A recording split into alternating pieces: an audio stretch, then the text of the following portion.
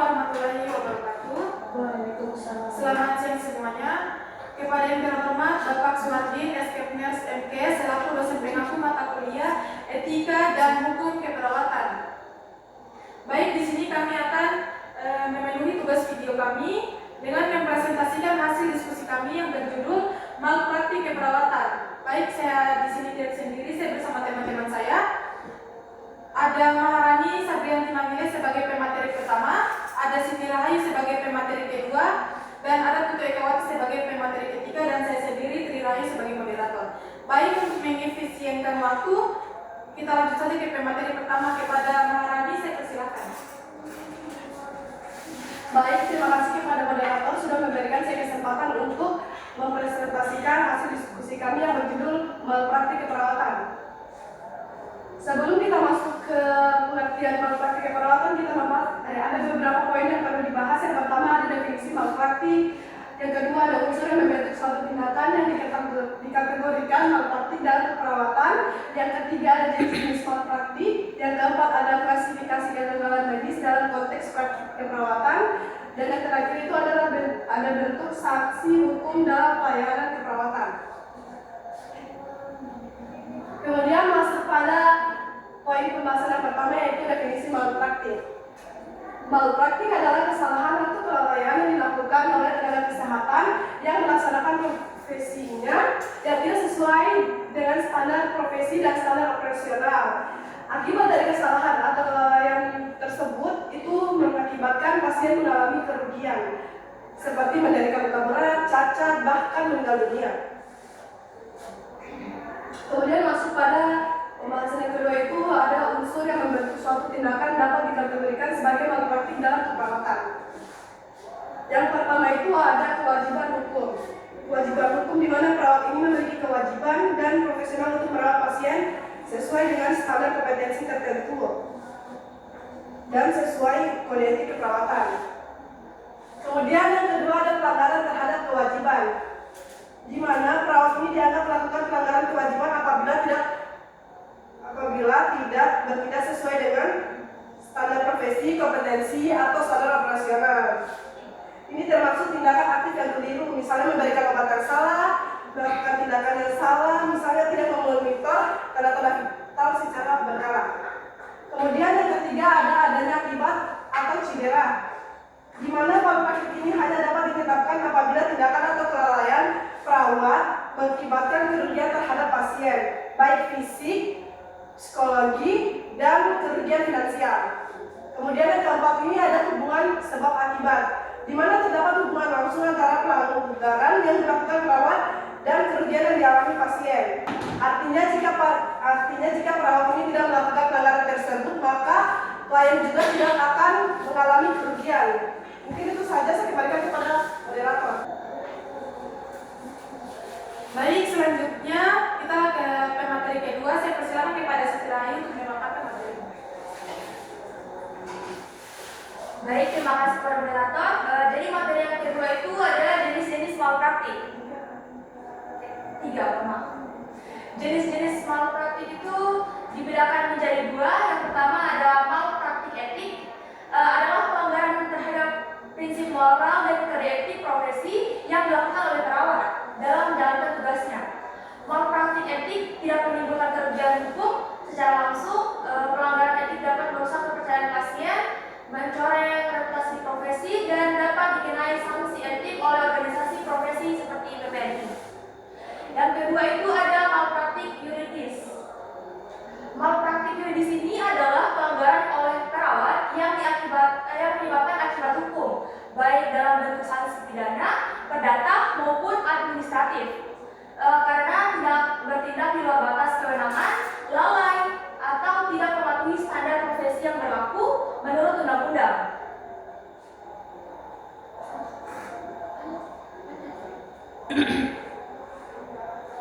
Berikutnya itu ada jenis-jenis dari malpraktik etik. Yang pertama itu ada kelalaian atau negligence. Kelalaian dalam keperawatan yang terjadi ketika seorang perawat gagal memberikan perawatan yang sesuai dengan standar profesi dan pada akhirnya membahayakan pasien. Contohnya yaitu jika seorang perawat tidak mengecek tanda-tanda vital pasien pasca operasi yang dapat menyebabkan komplikasi.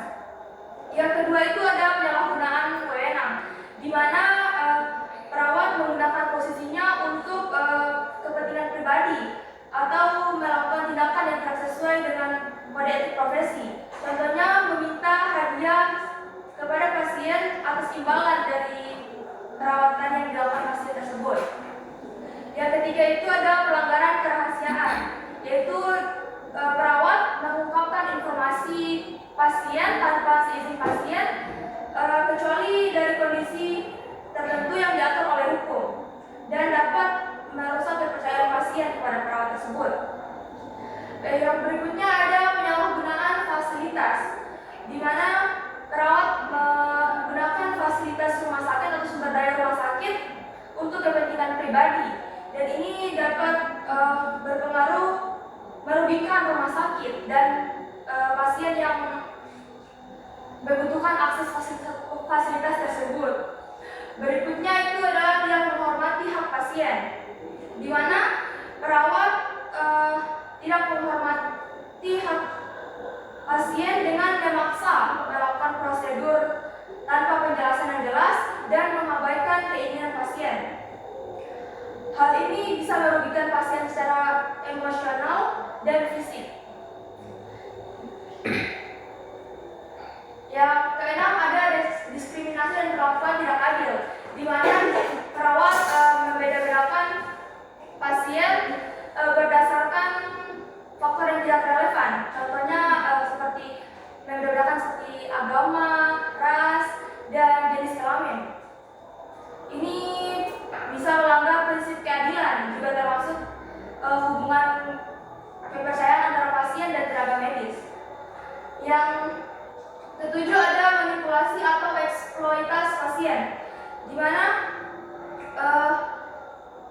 perawat menyalahgunakan hubungan profesional mereka untuk keuntungan pribadi, misalnya dengan memanfaatkan emosional pasien untuk kepentingan pribadi dan bahkan melibatkan diri dalam hubungan seksual dengan pasien. Terus yang ke-8 ada kurangnya profesionalisme, di mana di sini perawat tidak menjaga profesionalnya dengan tidak memakai seragam yang sesuai dan berbicara kasar antar pasien atau rekan kerja, dan dapat menciptakan lingkungan yang tidak mendukung dan merusak reputasi perawat itu sendiri. Yang kesembilan ada ketidakjujuran dalam dokumentasi, di mana perawat mengubah atau menghapus informasi dalam catatan medis untuk menutupi kesalahan dan kelalaiannya, dan ini merupakan pelanggaran yang sangat serius. Baik, yang ke-10 itu ada kurangnya pendidikan atau pemahaman profesional, di mana kurangnya pendidikan atau pemahaman profesional ini bisa menjadi malpraktik karena bisa berdampak pada kualitas perawatan yang diberikan kepada pasien. Baik, yang berikutnya itu ada jenis-jenis malpraktik yuridis. Yang pertama itu ada kelalaian atau negligence. Ini di mana perawat tidak menjalankan tugasnya sesuai tanggung jawab. Baik, yang kedua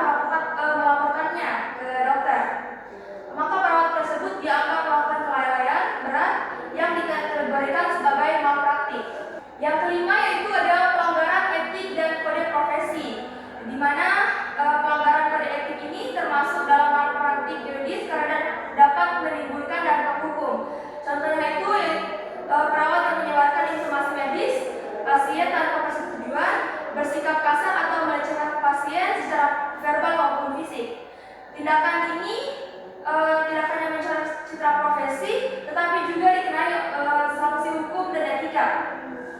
Baik, yang keenam itu ada malpraktik pidana, di mana tindakan perawat yang termasuk dalam kategori tindak pidana menurut hukum, di mana tindakan ini biasanya bersifat serius dan disengaja, seperti menyuntikkan zat berbahaya dengan niat mencelakai, melakukan aborsi ilegal, atau pelecehan seksual terhadap pasien.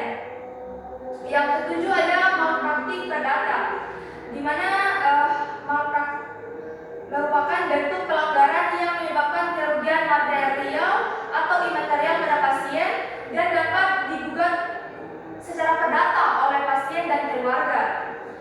Seperti contohnya itu kesalahan dalam tindakan keperawatan yang menyebabkan cacat permanen pada pasien, kehilangan fungsi tubuh atau penderitaan psikologis. Dan yang kedelapan ada pelanggaran administratif, di mana seorang perawat tidak memenuhi ketentuan administratif yang diwajibkan oleh undang-undang atau peraturan profesi. Misalnya, perawat yang bekerja tanpa surat tanda registrasi atau STR aktif atau tidak tanpa izin praktik atau SIP. Tindakan ini dianggap pelanggaran hukum dan dapat dikenai sanksi administratif seperti pencabutan izin praktik atau teguran keras dari institusi keperawatan. Saya kira itu saja, saya kembalikan kepada moderator. Baik, selanjutnya kita ke pemateri ketiga. Kepada pemateri saya persilakan.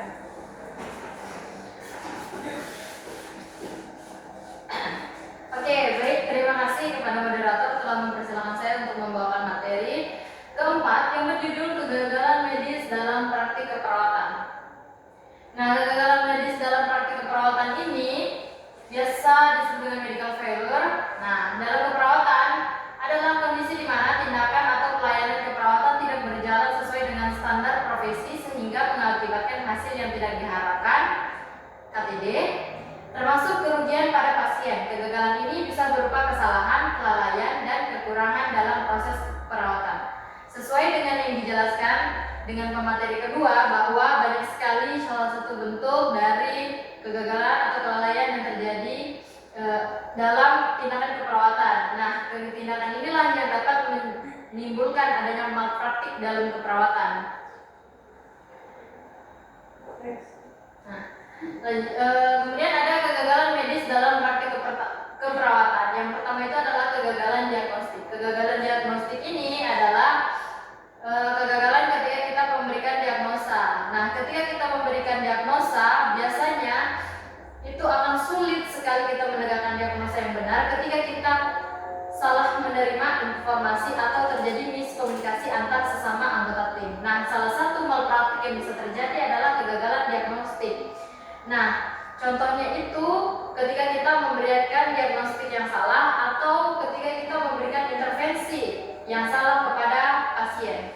Kemudian yang kedua adalah kegagalan terapeutik. Kegagalan terapeutik ini adalah kegagalan yang terjadi ketika SOP, standar operasional prosedur, tidak terpenuhi dengan baik atau tidak dijalankan dengan baik sehingga menciptakan kegagalan atau kelalaian yang merugikan pasien, sehingga disebut dengan kegagalan terapeutik. Kemudian ada kegagalan komunikasi. Kegagalan komunikasi ini dia terjadi ketika kita antar satu sesama tim, anggota tim atau dengan pasien.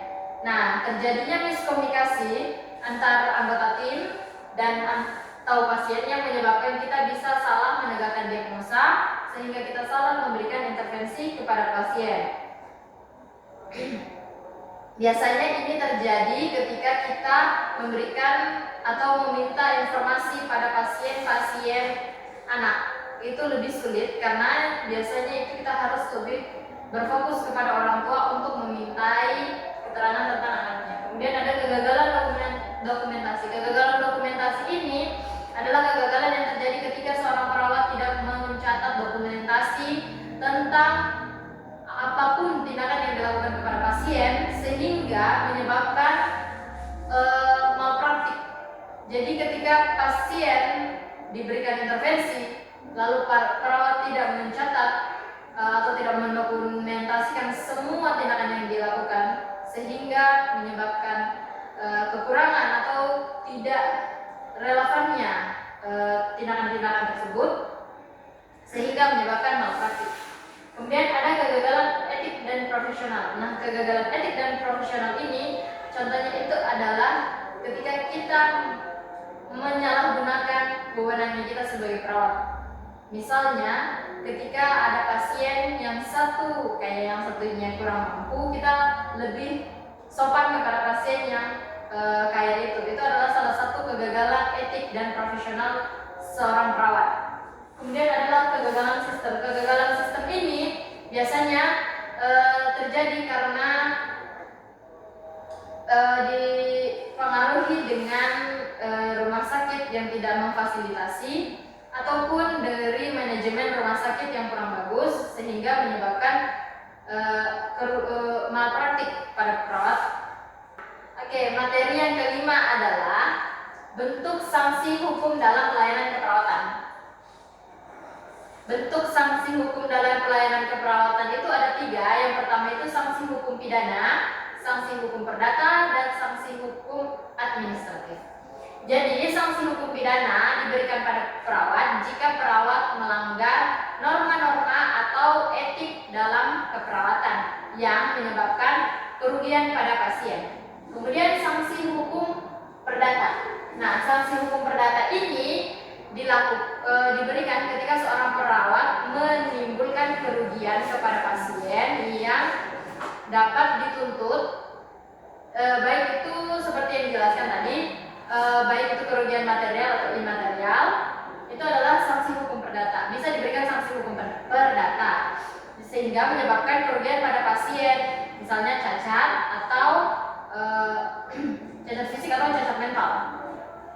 Kemudian sanksi administratif. Sanksi administratif ini diberikan jika perawat tidak memenuhi standar operasional prosedur dari rumah sakit sehingga menyebabkan kerugian pada pasien.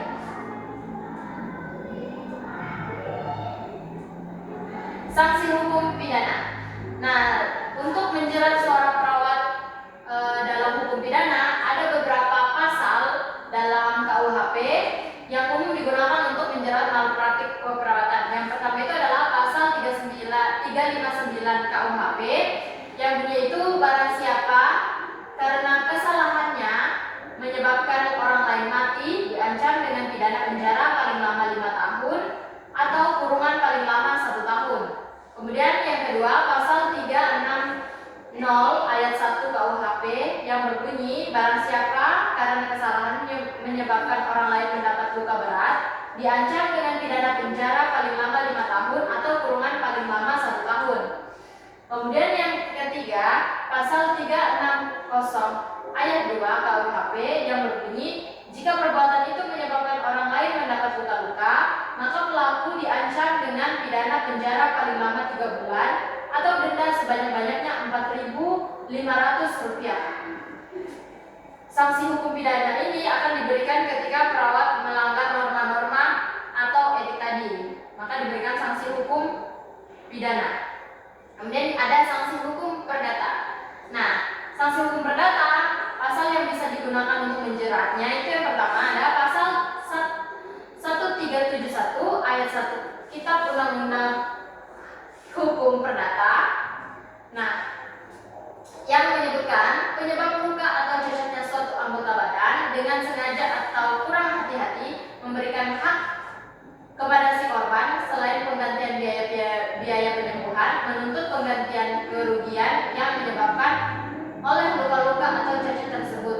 Kemudian pasal 1365 KUH Perdata yang menyebutkan setiap perbuatan yang melanggar hukum sehingga membawa kerugian kepada orang lain, maka si pelaku yang menyebabkan kerugian tersebut berkewajiban untuk mengganti kerugian tersebut. Kemudian ada pasal 1366 KUH Perdata yang menyebutkan setiap orang yang bertanggung jawab tidak saja terhadap kerugian yang ditimbulkan karena suatu tindakan, tetapi juga yang diakibatkan oleh suatu kelalaian atau kurang hati-hati. Dalam Undang-Undang Nomor 36 Tahun 2009 tentang kesehatan juga diatur mengenai pertanggungjawaban perdata seorang perawat yang lalai dalam menangani pasiennya, yaitu pasal 58 ayat 1 yang menyebutkan setiap orang berhak menuntut ganti rugi terhadap seorang perawat, seorang tenaga kesehatan, dan atau penyelenggara kesehatan yang menimbulkan kerugian akibat kesalahan atau kelalaian dalam pelayanan kesehatan yang diterima. Oke, sanksi hukum perdata ini akan diberikan ketika perawat memberikan kerugian kepada pasien baik itu material atau imaterial, dan perawat akan dituntut ganti rugi sesuai dengan pertimbangan hukum yang diberikan. Oke, yang terakhir itu adalah sanksi administratif. Nah, sanksi administratif ini akan diberikan ketika seorang perawat tidak memenuhi standar operasional prosedur rumah sakit. Ada 2 pasal yang bisa digunakan untuk menjerat perawat ketika melakukan kesalahan tersebut. Yang pertama itu adalah pasal 29 ayat 4 Peraturan Menteri Kesehatan, pengawasan di bidang kesehatan. Dia mengatur tentang tindakan administrasi yang diberikan pada perawat, dapat berupa peringatan secara tertulis, pencabutan izin sementara atau izin tetap, dan sanksi administrasi lain sesuai dengan ketentuan peraturan perundang-undangan.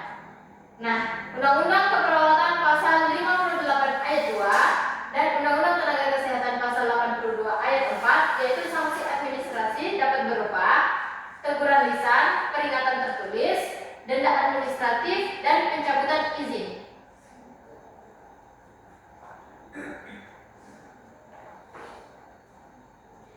Oke, baik, terima kasih. Itulah materi yang bisa saya bawakan. Kurang dan lebihnya mohon dimaafkan. Saya kembalikan kepada moderator. Baik, mungkin itu yang dapat materi paparkan. Jadi kesimpulan dari malpraktik ini adalah bentuk kesalahan atau kelalaian yang dilakukan oleh tenaga kesehatan dalam menjalankan tugas keperawatan yang menyimpang dari standar operasional prosedur dan dapat menyebabkan kerugian serius bagi pasien. Jadi tindakan malpraktik ini mencakup baik dari pelanggaran etik profesi atau pelanggaran hukum yang dapat menyebabkan sanksi pidana, perdata, dan administratif. Mungkin itu saja yang dapat kami paparkan. Terima kasih. Assalamualaikum warahmatullahi wabarakatuh.